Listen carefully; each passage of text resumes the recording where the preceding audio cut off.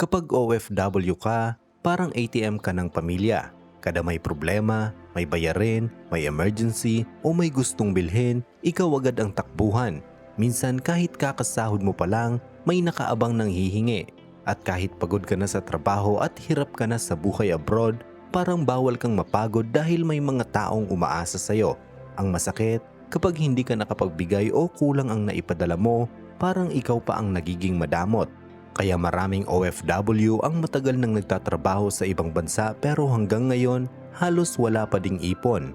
Dahil habang tumatagal, parang hindi ka na tinitignan bilang kapamilya, kundi ATM na dapat laging may perang mailalabas. Alam kong maraming OFW ang makakarelate dito dahil kadalasan kapag ikaw ang nasa abroad, parang automatic na ikaw ang breadwinner ng pamilya. Kahit hindi naman sinasabi ng direkta, ramdam mong may pressure na kailangan ikaw ang sasalo kapag may problema. Kapag may kulang sa budget, ikaw agad ang naiisip. Kapag may emergency, ikaw ulit ang aasahan. At minsan kahit gusto mong magtira para sa sarili mo o para sa future mo, nahihirapan kang tumanggi dahil ayaw mong marinig yung linyang ikaw kasi ang nasa abroad. Parang may guilt agad kapag hindi ka nakapagbigay. Kaya maraming OFW ang napipilitang ibigay na lang lahat kahit sila mismo halos wala nang natitira. At habang tumatagal, nasasanay na rin ang ibang tao na laging ikaw ang sasalo sa lahat. Kaya kahit pagod na pagod ka na, tuloy pa din ang trabaho, tuloy pa din ang padala. Dahil pakiramdam mo, ikaw na lang talaga ang pag-asa ng pamilya. Kadalasan hindi naman sa isang malaking gastos ang dahilan kung bakit nauubos ang pera ng OFW. Minsan yung maliit na hingi na paulit-ulit ang unti-unting kumakain sa ipon. Yung tipong may magpapasend para sa bills, may manghihiram para daw sa emergency, may magpapadagdag dahil kulang ang budget sa bahay. Tapos maya-maya may iba na namang mangangailangan. At dahil mahal mo ang pamilya mo, natural lang na gusto mong tumulong hanggat kaya mo. Pero habang tumatagal, nagiging normal na lang sa iba na kapag may problema sa pera, ikaw agad ang unang naiisip. Minsan may manghihiram at sasabihing, babayaran ko na lang next month. Pero kadalasan hindi na rin naibabalik. Yung iba naman, hindi man diretsyong nanghihingi, pero ramdam mo yung pressure na kailangan mong tumulong dahil ikaw ang nasa abroad. At hindi lang doon nauubos ang pera.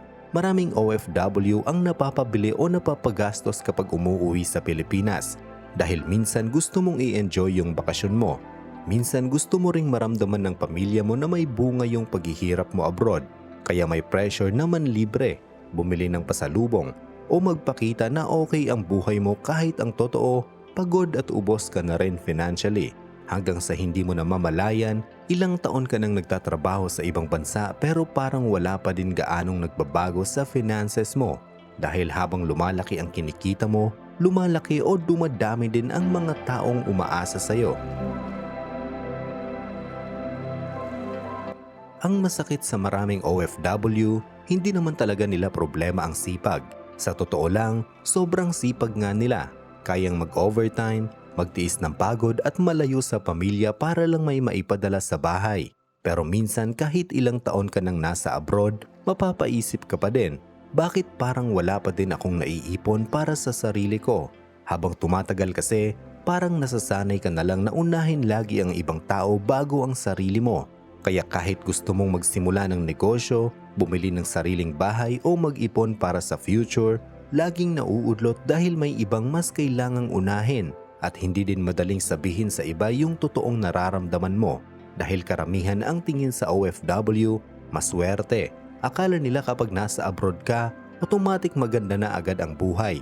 Hindi nila nakikita yung lungkot ng mag-isang kumakain pagkatapos ng trabaho, yung pagod na wala kang masabihan, o yung mga gabing tahimik ka na lang dahil ayaw mong mag-alala pa ang pamilya mo.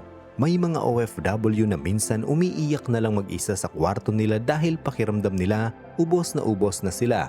Yung tipong pagod ka na physically, pressured ka pa emotionally. Pero tuloy pa din dahil pakiramdam mo wala kang choice kundi magtrabaho ulit kinabukasan. Habang iniisip ng iba na masarap ang buhay mo abroad, ikaw naman halos hindi na alam kung paano magsisimula ulit para sa sarili mo. Habang mas tumatagal kang OFW, mas lalong nagiging normal sa ibang tao na lagi kang available tumulong. Parang kapag may problema sa pera, automatic ikaw agad ang inaasahang sasalo. At minsan hindi mo din napapansin na unti-unti nang nawawala yung boundaries mo. Kahit may sarili ka ding bayarin, sariling problema o sariling iniisip, nauuna pa din lagi ang pangangailangan ng iba bago yung para sa sarili mo. Dumadating pa sa punto na nahihirapan ka ng tumanggi dahil ayaw mong isipin nila na nagbago ka na. Kaya kahit mabigat na para sa'yo, sige pa din. Kahit minsan gusto mo nang magpahinga o maghanda para sa future mo, nauurong ulit dahil may ibang kailangang tulungan. At habang paulit-ulit itong nangyayari, mas nasasanay din ang ibang tao na nandyan ka lagi para sumalo. Hanggang sa hindi mo namamalayan, parang nawawala na yung pagkakataon mong unahin ang sarili mong buhay. Dahil sa bawat sweldo, bawat overtime, bawat pagod mo sa abroad, laging may nakaabang na responsibilidad na kailangan mong tugunan. Isa din sa dahilan kung bakit maraming OFW ang hirap makaipon, minsan sobrang open nila pagdating sa pera. Yung tipong bawat sahod, overtime, bonus o dagdag kita alam agad ng buong pamilya.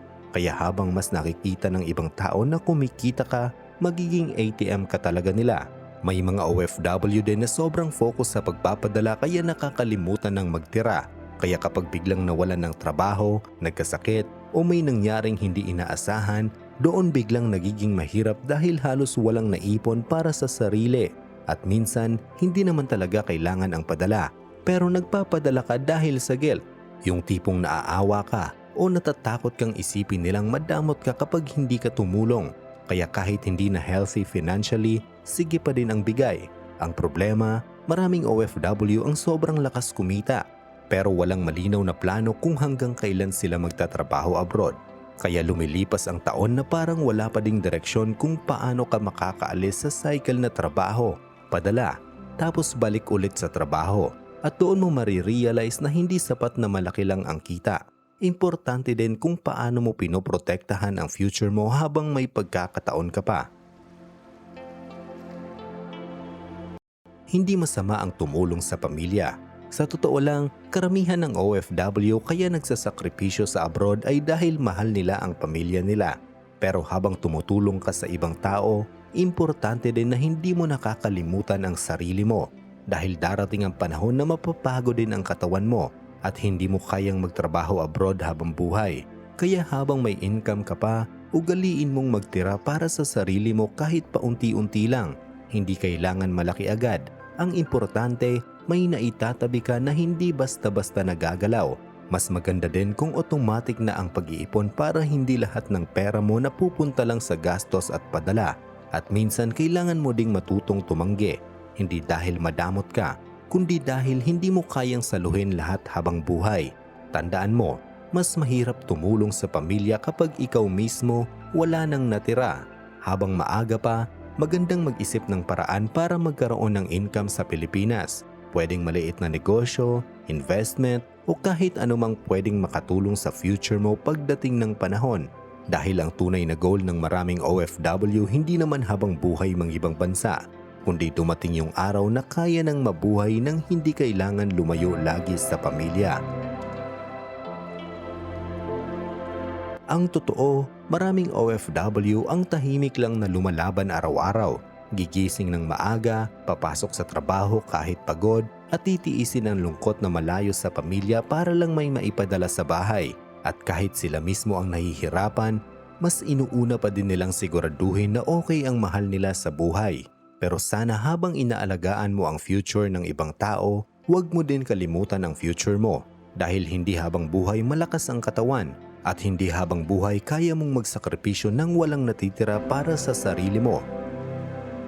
At kung OFW ka na patuloy lumalaban para sa pamilya mo, saludo ako sa sipag at sakripisyong ginagawa mo araw-araw. At kung nakarelate ka sa video na ito, pwede mong i-share para mas maraming OFW ang makaramdam na hindi sila nag-iisa sa laban na ito. I-comment mo din sa ibaba ang saloobin mo. At kung gusto mo pa ng mga video na relatable sa OFW, pindutin mo lang ang subscribe button. Nag-a-upload ako ng 2 o higit pang video kada linggo.